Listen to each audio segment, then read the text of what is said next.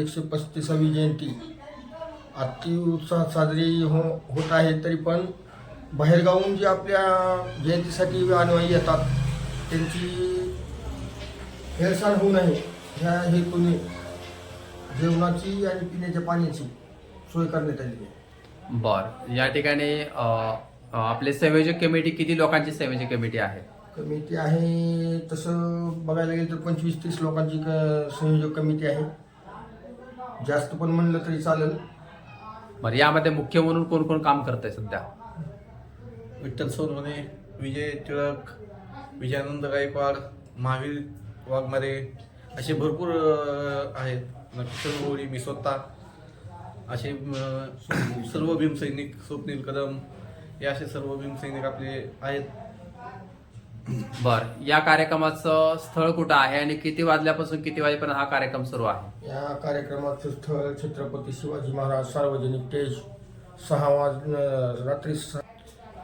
दरवर्षी बाहेरगावून येणाऱ्या भीमसैनिकांची गैरसोय होऊ नये ह्याच्यासाठी आपण एक निर्णय घेतलेला आहे की येणाऱ्या भीमसैनिकाची गैरसोय होऊ नये, तसेच येते त्यांनी उपाशी जाऊ नये. उत्सवात भरपूर आहे. उत्सव जास्तीत जास्त पुढं जसं जसं पिढी घडत जाईल तसं वाढत चाललेलं आहे. त्याच्यामुळं प्रत्येकाकडे बघून परिवर्तन झालं पाहिजे ह्या हेतूनं कुणाची गैरसोय होऊ नये यासाठी केलेलं आहे. बरं, या जयंतीमध्ये लहान मुलांचा फार मोठा सहभाग असतो, तसंच महिलांचा देखील सहभाग असतो. आणि जयंती साधारण 5 वाजता मुरुडमधून सुरुवात होते, 5 ते 6च्या दरम्यान, आणि ती जयंती जवळजवळ 12 वाजेपर्यंत जयंती चालते. तर या वेळेमध्ये महिलांना स्वयंपाक देखील करता येत नाही. तर हा आपला अतिशय चांगला उपक्रम आहे. आणि हा उपक्रम आपण छत्रपती शिवाजी महाराज सार्वजनिक स्टेज या ठिकाणी घेणार आहात. आणि तुम्हाला आमच्या चॅनलच्या वतीने खूप खूप शुभेच्छा. आणि तुम्ही मुरुडमधील आणि मुरुड परिसरामधील जेवढे भीमसैनिक आहेत ते सैनिकांना त्या दिवशीचं काय आव्हान कराल? सर्वांनी शांततेत मिरवणूक पार पाडावी.